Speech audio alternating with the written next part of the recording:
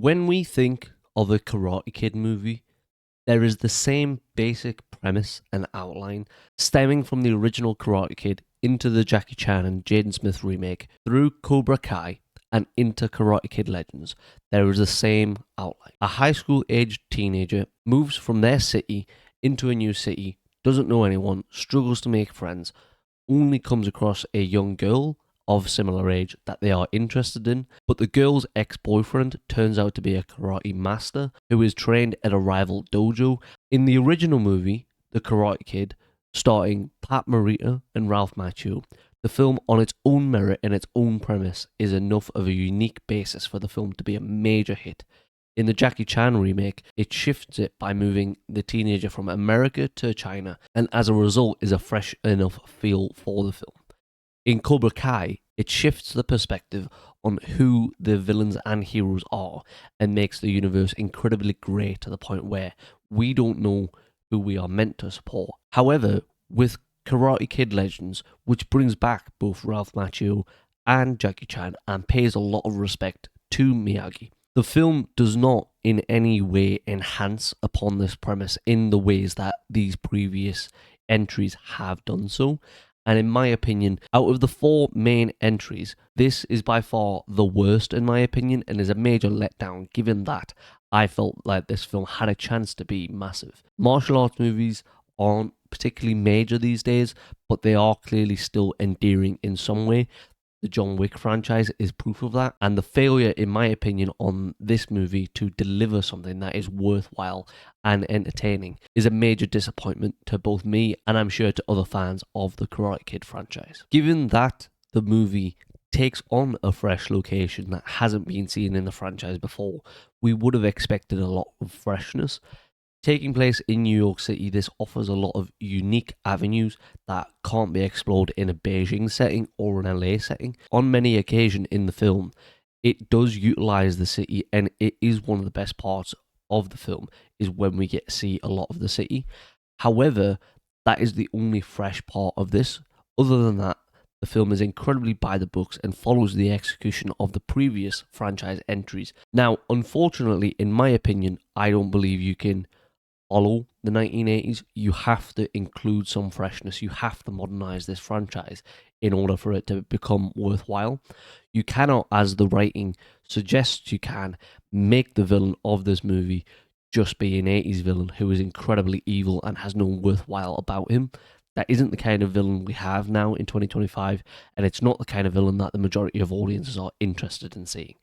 So, in my opinion, that is a major misstep, and it is the fault of the writing.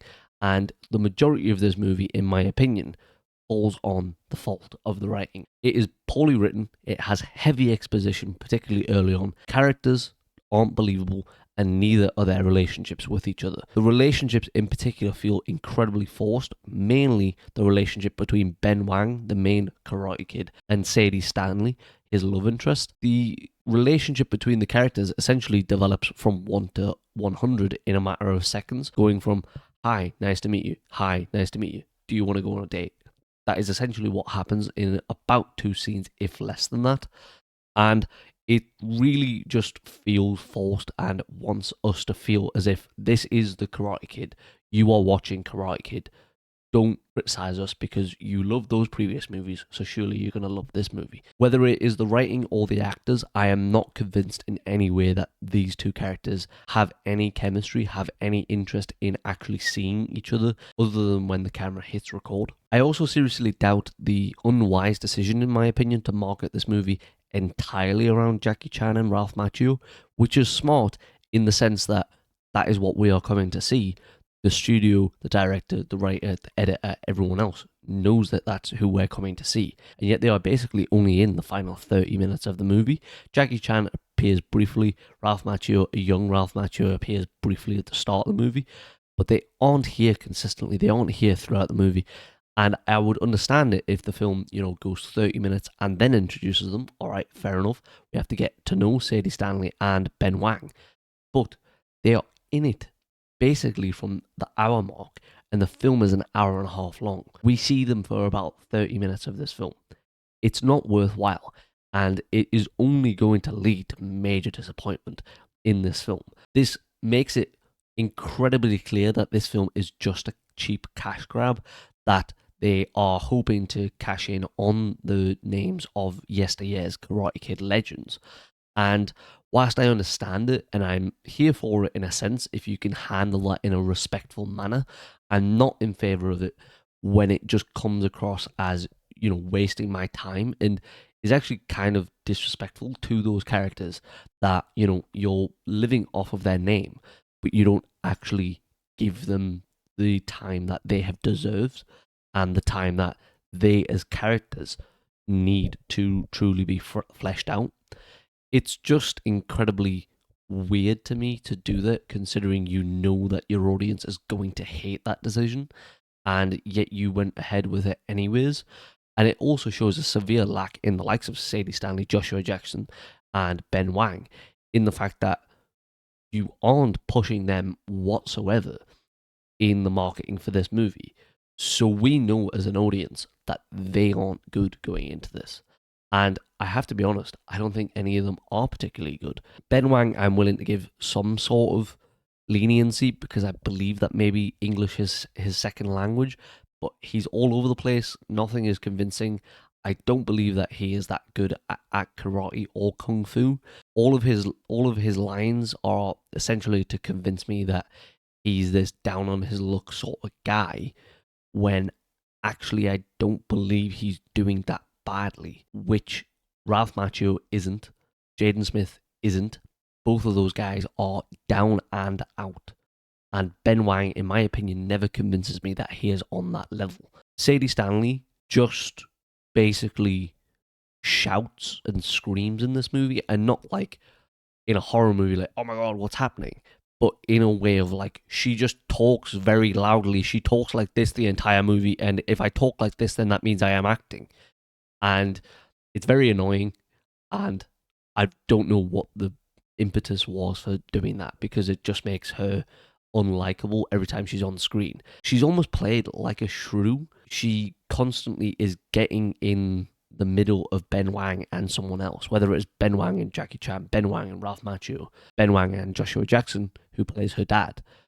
Whatever it is, she's constantly in the middle of it and going, no, that's not right. And again, just sort of shouting it. And I don't understand it, because she's not a likable character, therefore. And that's not the same as Elizabeth Shue's character in the original Karate Kid. That is not the same as Jaden Smith's love interest in the remake. This is a very weird choice, and I don't understand it, and I'm not a fan of it whatsoever. Surely, if there is a love interest for the protagonist, you want them to be liked. So I don't get the decision there.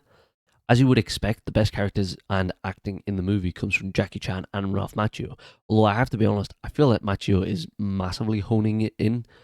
I have to be honest, I feel like Macchio is massively phoning it in here, and he knows what time of day it is. He understands that this is just a cash grab, and that Cobra Kai was the thing that he was into it. He was all on board. Karate Kid Legends is just sort of whatever. He's doing it because maybe the Cobra Kai payday wasn't as big as he expected it to be. And Legends is his way of just getting in on the money that he believes he deserved for it. I'm not going to shit on him for that. I understand it. It makes sense. If he wasn't getting enough money, then by all means, go ahead and do this movie. It is disappointing that he didn't see a better movie here that deserved a better performance from him. But again, that's not really on a fault of him. That's on a fault of the director, the writer, the studio, everyone else. Because him alone acting his arse off in this film wouldn't have saved this whatsoever. Jackie Chan, I think, is fun as he usually is.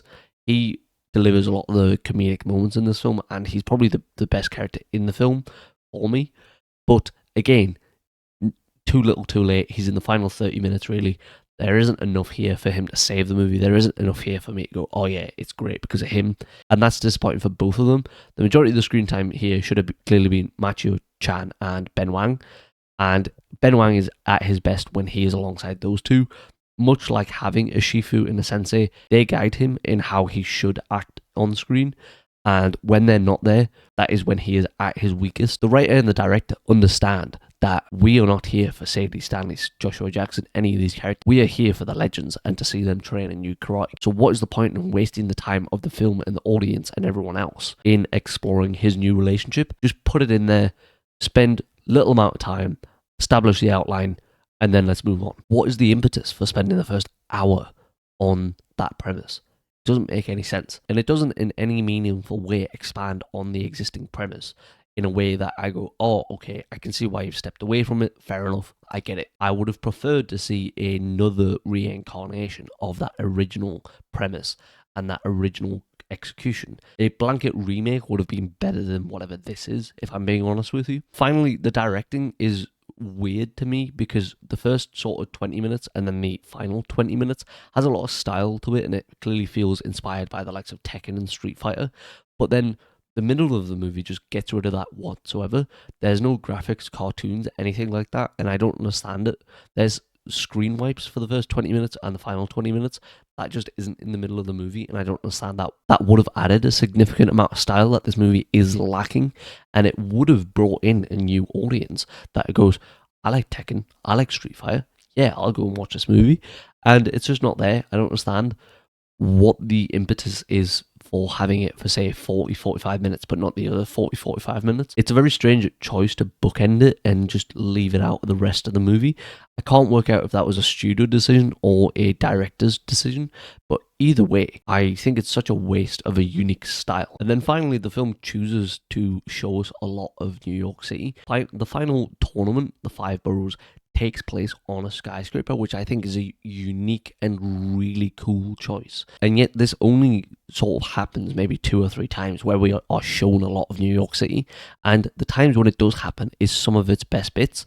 And what I don't understand about this film is all of its best bits, it is inherently attempting to push down and to show you more of the relationships between these characters that we do not care about.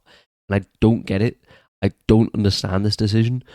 It is clear to me, at least, and it should be clear to the director, the writer, what we are most interested in. We want to see the city. We want to see the fights. We want to see Jackie Chan and Ralph Macchio. We don't care about anything else. That's not what we're here for. And yet the film is insistent on hiding that stuff as much as possible. This film, to me, just feels like a wasted opportunity. There is a lot of hope here. There are good moments. Ben Wang is clearly talented at Kung Fu and karate. Jackie Chan and Ralph Macchio, you've managed to get in here for another Karate Kid movie. And it's just a wasted time, in my opinion.